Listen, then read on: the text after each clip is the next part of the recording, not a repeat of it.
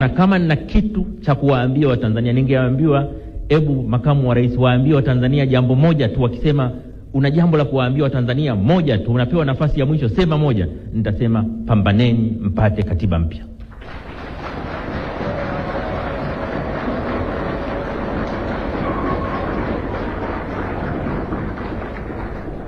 Pambaneni mpate katiba ambayo ina makubaliano ya wadau wote. Katiba yenye mwafaka katika taifa. Katiba itakayotupeleka mbele miaka 50 inayokuja.